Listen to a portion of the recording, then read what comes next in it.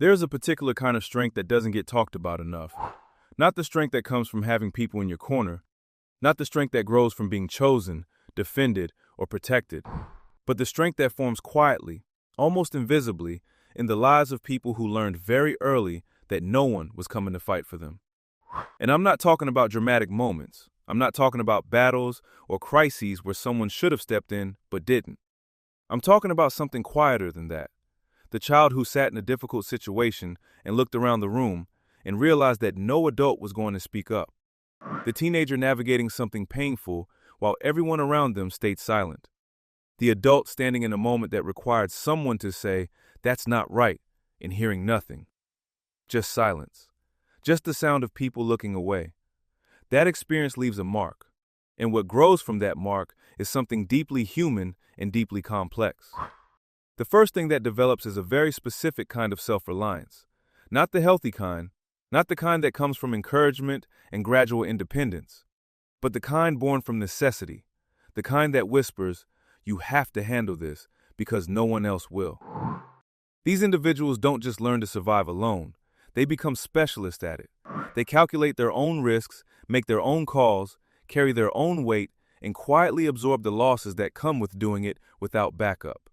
And here is where something interesting happens, because that kind of self-reliance creates an unusual relationship with trust.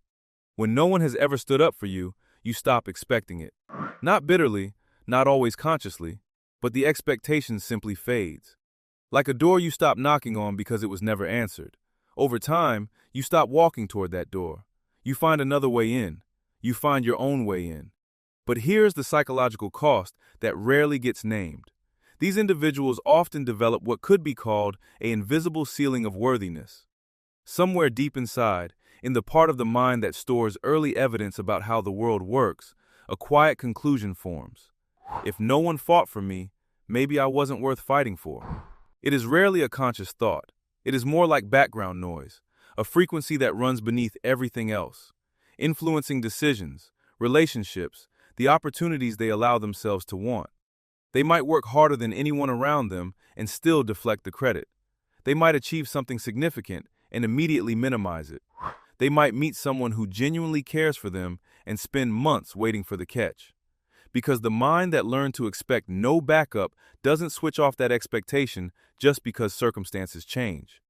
Evidence of care can feel almost suspicious when you've spent years without it. There's a pattern that shows up in relationships especially. People who never had anyone fight for them often become the person who fights for everyone else. They are the ones who show up, who advocate, who stay, who push back when someone they love is being treated unfairly. Not because they were taught to do this, but because they know exactly what it feels like to face something alone. And they will exhaust themselves before they let someone they care about feel that way. But the invisible asymmetry in this is striking.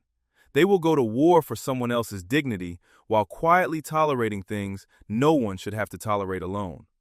They will defend others with a voice that never quite turns inward. The person who no one fought for becomes the greatest fighter for everyone else, carrying a quiet gap at the center of their own story. And there's something else, something about conflict that these individuals relate to in a way most people don't understand. Many of them develop a very high tolerance for tension. When you grow up without anyone smoothing things over for you, without anyone stepping in to resolve or protect, you get used to sitting with discomfort. You learn to endure the weight of unresolved situations. Not because you like it, but because endurance becomes a muscle you never stop training. This can look like emotional strength from the outside, and in some ways it is. But it's also a kind of loneliness that calcifies. When no one ever said, "You shouldn't have to deal with this alone," the person quietly decides that being alone with difficulty is simply their natural state. They stop reaching for help not because they don't need it, but because reaching feels foreign, almost unsafe. Psychologists who study attachment patterns will recognize something here. When caregivers or community members consistently fail to advocate for a child, the nervous system adapts. It doesn't just learn that help is unavailable, it learns that depending on others is a liability. Needing support starts to feel dangerous, so the system closes. Not forever, not completely, but enough. And yet here is what is remarkable. Despite all of this, or perhaps because of all of this, people who never had anyone fight for them often develop an unusually precise moral compass. When the world doesn't protect you, you pay very close attention to what is fair and what isn't. You develop an almost visceral sensitivity to injustice, because you have felt it, personally, in your bones. And that sensitivity doesn't stay private, it turns outward. It becomes the thing they stand for, the cause they care about, the reason they cannot stay quiet when they see someone else being overlooked. They become, quietly and without fanfare, the people who notice, the ones who say something when others don't, the ones whose advocacy comes from something real, something lived, not something theoretical. But underneath all of that, there is still something tender and unresolved, a part of them that never quite stopped waiting, not for rescue, not exactly, but for something simpler than that. To be seen as someone worth defending, to have someone look at what they're carrying and say, not with pity, but with genuine conviction, you shouldn't have to do this alone. I'm here. And the strange thing is that when that moment finally comes, when someone actually shows up for them without being asked, without conditions, without hesitation, it can feel almost overwhelming. Not because it's too much, but because somewhere inside, a part of them has been holding their breath for a very long time. So if you are someone who has built your entire life on the assumption that you are your own only reliable resource, I want you to sit with this for a moment. The fact that you learn to carry everything alone is not evidence that carrying alone is what you deserve. It is evidence that you adapted to a circumstance that should never have been yours to manage without support. Your strength is real, but it was never meant to be a permanent substitute for connection. And if you know someone like this, someone who has never quite let themselves be fought for, the most powerful thing you can do isn't complicated. You don't have to save them. You don't have to make up for everything they didn't receive. You just have to mean it when you show up, consistently, without needing them to ask.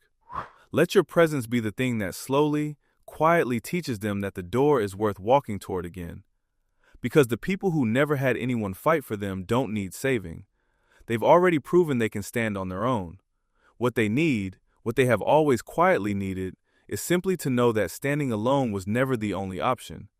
That somewhere, someone saw them and chose to stay.